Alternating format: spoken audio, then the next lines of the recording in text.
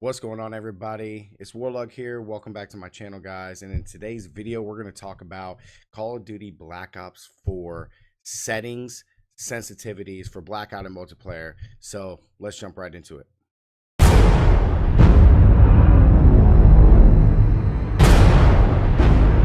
Guys, so in today's video, we're talking about the sensitivity and best settings for Call of Duty Black Ops 4. These are going to be particularly for Blackout. I am going to highlight some for multiplayer, guys, but if this is going to be geared a little bit more towards Blackout, but we're going to jump right into my settings that I have, and then we're going to talk about a few changes that you could do.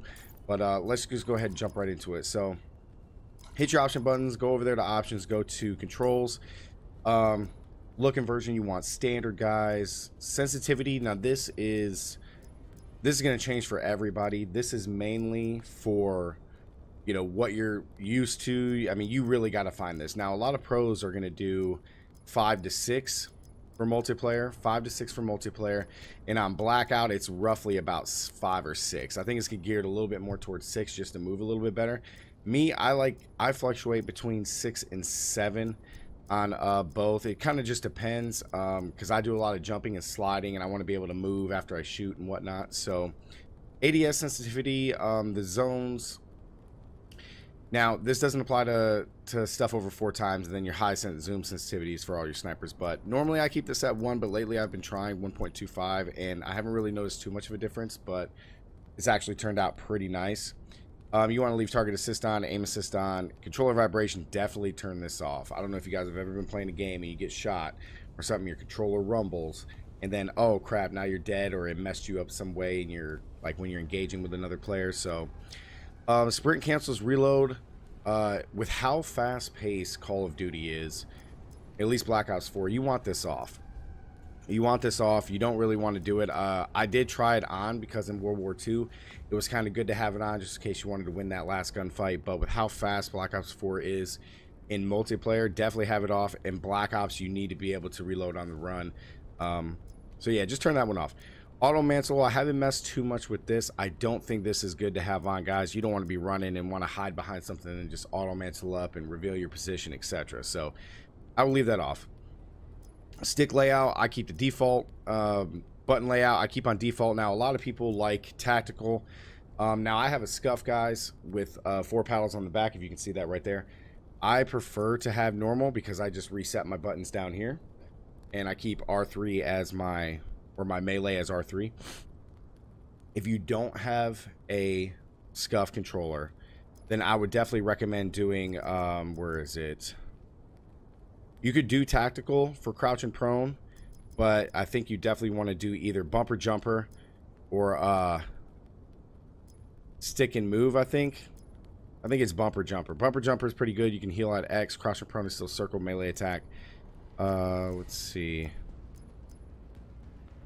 The one you want is probably, I think it's bumper jumper. Yeah, it's bumper jumper tactical because you can have R3 be your circle essentially and be your slide, you know, or jump. So you can mess around with those settings, but for me, I just keep it default. And then R1 and L2, the switches, you can switch those. I've been using the R2 and L2 for ADS and fire just fine. A lot of people have a argument about R1 and L1 being, you know, if you press this button, it's a lot quicker to be firing, etc. But I don't know, I've had no issues with it so far. Graphics in Black Ops 4, I do keep brightness 100%. I turn it all the way up because there's times, especially in Blackout, where if you keep it at the normal default 50, somebody could be hiding in stairs or something, and they're invisible. You just don't see them because of the shadow. So I turn that all the way up. Colorblind mode off. Everything else is default, guys. Audio. Now, this is the huge thing with audio. In Black Ops 4, how fast it is, there's a lot of deep footprints, a lot of deep movement with the armor, so like deep sounds. So I put master volume to 10.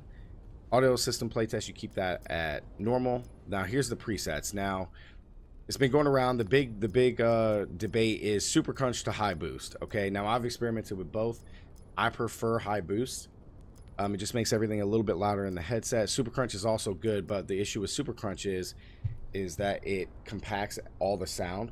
So if you hear gunshots from somewhere, it's going to sound a lot closer than it really is. So I felt in that aspect I didn't want to you know, be misled or anything with that. So I chose high boost. Now, you can do bass boost.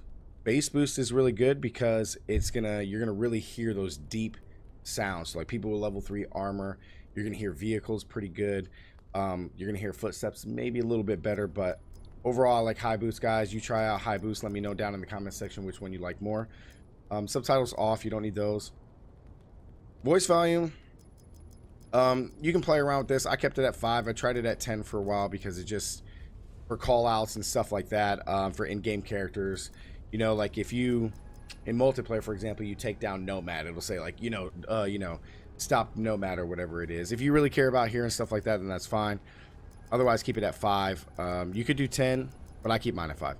Music volume, I like a little bit of music. I don't really care about having the sounds. A lot of people just turn this off, but I keep it at 5 just to have a little something in the background. Team chat voice, you want all the way up. Sound effects all the way up. Cinematics all the way up. Multiplayer dialogue, for this is your specialist calling out stuff.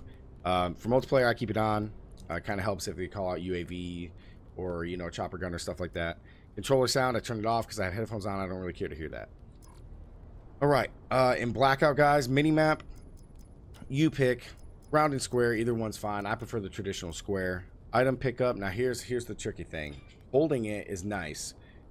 It does take a little bit longer to pick up items if you have to hold square. Pressing it is nice, but as it says, when you are buy stuff and you want to like reload or pick up something else, it's gonna pick up an item first over reloading. So that's the huge issue. Ladder mounting, it's kind of tough because you want to go backwards, but sometimes even going forward, you don't catch the ladder and it doesn't slide you down. You end up falling. It's happened to me. I've died, which really sucks. So I'm testing forward right now. I used to do backward, but I'm testing forward. The reload behavior, this is new in the latest update. We're gonna have another update today around 1, I think. So it says reload behavior. This option controls when the weapon begins to reload. On release, start weapon reloading after pressing and releasing on press. So if you just tap it, it's gonna reload.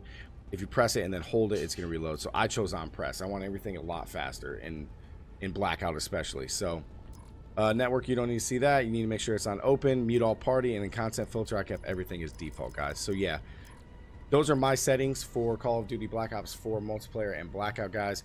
I hope this video has really helped you, man. Drop that like if you really enjoyed it. Don't forget to subscribe to the channel, guys. We're getting closer to 100 subscribers. We'll get our custom URL, so I'd really appreciate that. And then let me know down in the comment section what kind of settings you use or what's different about my settings to yours, and we can kind of like give back and kind of find out what kind of some of the other best settings that can be for Call of Duty Black Ops. So all right, guys, thank you so much and have a good day.